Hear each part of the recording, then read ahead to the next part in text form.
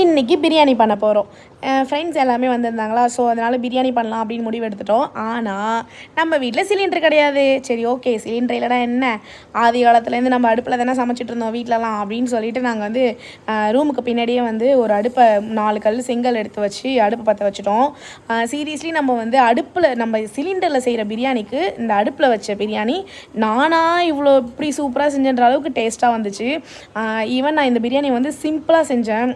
டேஸ்ட்டாக இருக்கோ இல்லையோ, சண்டே ஃப்ரெண்ட்ஸ் வந்திருக்காங்க, இன்றைக்கி பிரியாணி சாப்பிடணுன்ற மைண்ட் செட்டில் செஞ்சேன். ஆனால் அவ்வளோ சூப்பராக இருந்துச்சு. எனக்கு நான் செஞ்ச பிரியாணிடா இது அப்படின்னு சொல்லிட்டு இருந்துச்சு.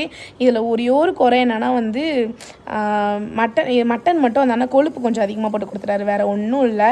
சூப்பராகவே இருந்துச்சு பிரியாணி. இதில் பிரியாணிக்கு வந்து மெயின் என்னென்னா வெங்காயத்தை வந்து கொஞ்சம் நல்லா பொன்னிறமாக விடுங்க. வெங்காயம் வந்து பொன்னிறமானாலே வந்து டேஸ்ட் வந்து சூப்பராக கொடுக்கும். ஏன்னா இது வந்து நான் ஸ்டார்டிங்கில் சென்னை வந்து பேச்சுலராக இருக்கும், ஸ்டார்டிங்கில் இருக்கும்போது எனக்கு லைட்டாக வெங்காயம் வதங்கினோடனே தக்காளியை போட்டு வதக்கிட்டு நான் வந்து சிக்கன் மட்டன் அது மாதிரி எதாவது போட்டுருவேன். அதனால் டேஸ்ட்டே எனக்கு தெரியாது. ஆனால் இது வந்து நான் யூடியூப் சேனலில் தான் நான் பார்த்தேன். வெங்காயம் வந்து எவ்வளோக்கு எவ்வளோ வதங்குதோ அவ்வளோக்கு வந்து டேஸ்ட் நல்லாயிருக்குன்னு சொல்லுவாங்க.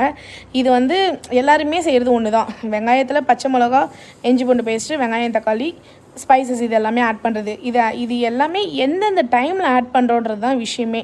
நம்ம இங்கே வந்து எண்ணெய் சேர்த்துட்டு எண்ணெய் ப்ளஸ் வந்து ஸ்பைசஸ் சேர்த்துட்டு நீங்கள் வெங்காயம் சேர்த்த உடனே நீங்கள் வந்து புதினாவையும் கொத்தமல்லியும் சேர்த்துருங்க.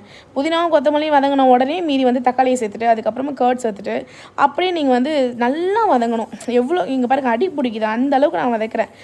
ஆனால் இப்போ அடி பிடிக்குதே, பிரியாணிக்கு அடி பிடிச்சிதான்னு கேட்காதீங்க. ஏன்னா பிரியாணி அடி பிடிக்காமல் பர்ஃபெக்டாகவே வந்துருந்துச்சு. நீங்கள் எவ்வளோக்கு எவ்வளோ மசாலா வறுக்கிறீங்களோ அவ்வளோக்கு அவ்வளோ வந்து தொக்கு வரி நல்ல பிரியாணி சூப்பராக இருக்கணும். தொக்கு மாதிரி பண்ணணும். பாருங்கள், மட்டன் வந்து நான் குக்கர்லேயே வச்சுட்டேன். அது எப்படி வச்சுன்னு கேட்காதீங்க, வீட்டில் கரண்ட் அடுப்பு இருக்குது, கரண்ட் அடுப்பில் வச்சுட்டேன். நம்மள்ட்ட தான் சிலிண்டர் கிடையாது. இதோ பாருங்கள், மட்டன் வந்து கொஞ்சம் கொழுப்பாச்சு. ஆனால் பிரியாணி எப்படி வந்திருக்கு நான் உங்களுக்கு செகண்ட் வீடியோவில் காட்டுறேன்.